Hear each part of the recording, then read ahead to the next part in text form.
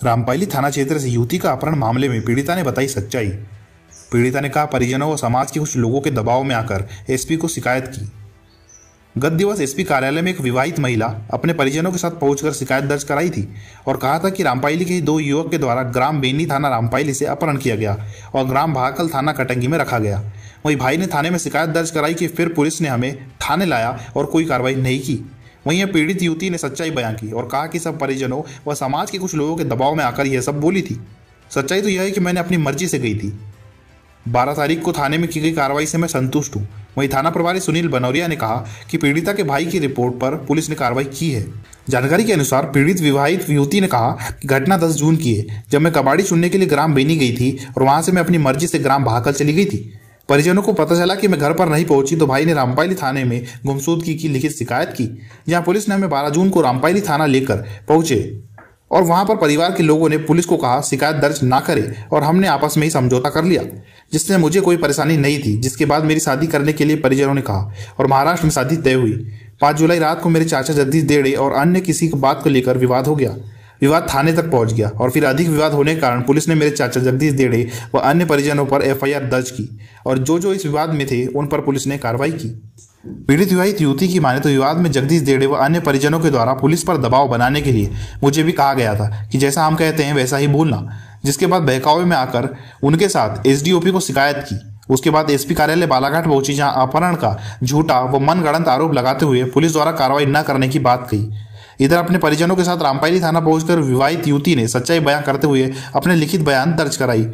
वहीं इसी मामले को लेकर थाना प्रभारी सुनील बनौरिया ने बताया कि दिनांक 12 जून को जब मैं अवकाश पर था, पीड़िता की दस्तयाबी व अन्य विधिक कार्रवाई की गई थी। थाने के अभिलेखों के आधार पर उन्होंने आगे बताया कि घटना 10 जून को युवती की गुमशुदगी की लिखित शिकायत थाने में उसके भाई ने की थी, जहां पुलिस ने मामले को संज्ञान में लेते हुए पातासाजी कर गुम बालिका को महज 2 दिन से दस्तयाब किया गया और थाना लाकर कार्रवाई करते हुए युवती के बयान दर्ज कराते हुए गवाह परिजनों के समक्ष सुपुर्द किया गया था। इसके बाद 5 जुलाई और 6 जुलाई के दरमियान रात 2 गुटों में जमकर विवाद हो गया, जिसकी थाने में शिकायत की गई। वहीं रात्रि में ही विवाद करने वाले व्यक्तियों को थाना लाया गया, जहां दोनों पक्षों के बयान के आधार पर एफआईआर दर्ज कराई गई और विवाद न करे इसकी समझाइश भी दी गई, जो मामला विचाराधीन है। क्या नाम सर आपका? प्रवीण सिंह चौहान। कहाँ के निवासी? रामपायली। रामपायली में सर आपके रामपायली थाना प्रभारी है, उनका कैसा व्यवहार है, उनकी कार्यप्रणाली कैसी है और उनको जो इल्जाम लग रहे, क्या वो इल्जाम सार्थक है कि निराधार है? अभी तक तो मेरे कुछ समझ में नहीं आया, क्योंकि वो इतने अच्छे व्यक्ति हैं कि उन्होंने ग्राम में तो ऐसे कुछ तकलीफ होने नहीं दी है और सारी चीज़ों को बराबर रखा है उनने। और जो उन पर इल्जाम लगे इसके बारे में जानकारी नहीं है। बाकी वो बहुत अच्छे व्यक्ति, वो गलत हो सकते हैं वो इल्जाम। क्या नाम सर आपका? प्रवीण सिंह चौहान। निवासी ग्राम रामपायली।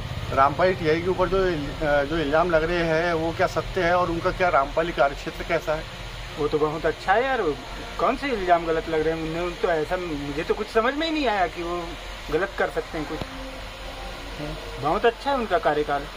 और तो और यहाँ से वहाँ तक जो भी मृग हुए हैं और जितने भी चोरियाँ हुई है वो सारी चीज़ें उन्होंने एक साथ पकड़े हैं। भाई इतने अच्छे व्यक्ति को गलत कौन बोल रहा है? ग्राम रामपायली जैसे आपके रामपायली का सबसे बड़ा विशाल मर्डर केस था। हाँ, उसको भी उन्होंने बहुत जल्दी सॉल्व कर दिया, जल्दी कैप्चर किया ना उन्होंने। तो उन्हीं की देन थी, जो इतने अच्छे काम में वो जुटे हुए रहते हैं। अब कौन उसे गलत बोल रहा है और कौन गलत सही, तो इसके बारे में जानकारी नहीं है मुझे। बाकी है तो बहुत अच्छे। क्या नाम साहब आपका? मैं बालाराम सार है, ग्राम पंचायत उप सरपंच रामपायली। सर, रामपायली पंचायत के अंतर्गत जो रामपायली थाना आता है, इस थाने में आपको रामपायली टीआई की कोई शिकायत या उनसे कोई परेशानियाँ? नहीं, बहुत सही है, क्योंकि हर वार्ड में वैसे कभी घूमते रहते हैं और गाँव स्तर पर काम करते रहते हैं। वैसे उनके इससे आपके क्षेत्र में और आपके ग्राम में कोई परेशानी? सभी खुश है, बढ़िया, सभी लोग खुश हैं। जी। किसी प्रकार की कोई परेशानी नहीं। सरपंच साहब, आपकी जो रामपायली टीआई साहब है, ये टीआई साहब का कार्यक्षेत्र और इनकी कार्यप्रणाली पे क्या कहेंगे आप? खैर, वो अपने क्षेत्र में कर रहे हैं अपना काम, ऐसा कुछ नहीं है कि गलत हो रहा है।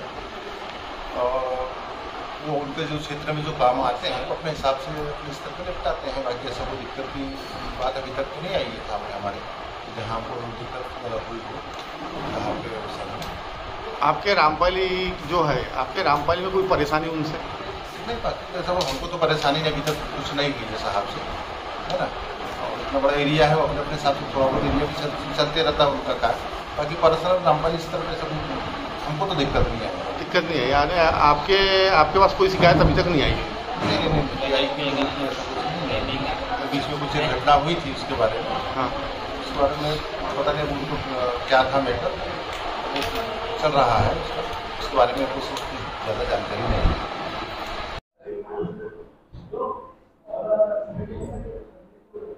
सर अपना परिचय बताइए।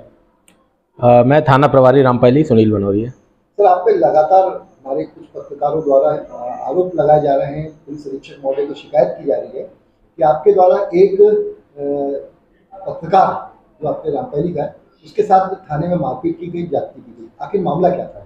ये आरोप निराधार हैं और लगातार तो नहीं, अभी पिछले कुछ समय से जरूर मैं भी देख रहा हूँ सोशल मीडिया पे और अपने कुछ पत्रकार बंधुओं के माध्यम से मुझे भी पता चला है कि कुछ आरोप लगाए जा रहे हैं। एक्चुअली में 5-6 जुलाई की दरमियानी रात यहाँ पे पेंडारी मोहल्ला है, दो पक्ष आपस में लड़ाई झगड़ा करके विवाद उत्पन्न कर रहे थे, जिसकी सूचना मेरे को मिली और मैंने नाइट प्रभारी को भेजा, मैंने जाके देखिए क्या मामला है। बल्कि जब मैंने रवाना किया तो उन्होंने मेरे को बताया कि दो पक्ष आपस में विवाद कर रहे हैं और मरने मारने पर उतारू हो रहे हैं। तो मैंने बोला विधिक कार्रवाई है, आप कीजिए। तो वो 151 में 5 लोगों को गिरफ्तार करके थाने पे लेके आए थे, जिनको अगले दिन माननीय न्यायालय SDM महोदय के समक्ष पेश किया गया था। उसके बाद एक जगदीश देने वाला है, उनका कहना है कि उनकी भतीजी जो है वो का अपहरण किया गया, उसको आप लोगों ने जो मामला पंजीबद्ध नहीं किया, वो क्या मामला है? नहीं, वो अपहरण का मामला नहीं है। एक्चुअली में पिछले माह की 10 तारीख को जो गुमिनसान बच्ची थी, बालिग थी, वो उसका भाई नीलेश डेड़े शिकायत लेकर आया था थाने पर, जिसका गुमिनसान दर्ज किया गया था और पुलिस ने तत्परता दिखाते हुए 2 दिन बाद उसको दस्तयाब कर उसके परिजनों को सुपुर्द कर दिया था। तो ये जो जगदीश डेड़े जिस पर जो 5 लोगों को पर मामला पंजीबद्ध किया गया था, उसमें ये पत्रकार जगदीश डेड़े की शमूलियत है, जिस पर 151 की कार्रवाई की थी।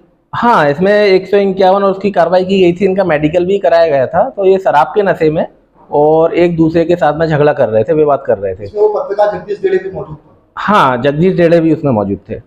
जो दूसरा प्रकरण जो भतीजी को लेकर वो पुलिस अधीक्षक महोदय के पास शिकायत के लिए गया था, वो क्या इस मामले से रिलेटेड है कि अलग है? नहीं, वो मामला अलग है। एक्चुअली में क्या है कि जिस दिन ये घटनाक्रम हुआ था तो 6 तारीख को मुकदमा कायम किया गया है। उसमें ये पीड़िता और उसके परिजन उसमें संलिप्त थे, जिसके कारण उसकी वजह से ये लोग शिकायत करने के लिए वहाँ पर गए थे थाने। लक्ष्मी डेरे जो मतलब जो भतीजी रेशमा डेरे जो उसकी भतीजी बताई जा रही है, इसका क्या है? मतलब पहले किसी और से शादी की और किसी और उसके प्रकरण था, वो क्या चीज़ है सर? ये गुमिनसान कायम किया गया था इनका और ये पुलिस ने पाया सर? उसमें दस्तयाबी करके सुपुर्द कर दिया था। उसमें ऐसा कोई घटनाक्रम नहीं पाया गया था। उसके बयान हुए होंगे सर, तो उसने क्या बयान दिया? उसमें बयान में उसने बताया था कि मैं जिसके साथ गई हूँ उससे मैं शादी करना चाहती हूँ। फिर बाद में मेरे को पता चला है कि उसने शादी किसी और से उसकी शादी हुई है। व्यस्क कैसा लगा? व्यस्क।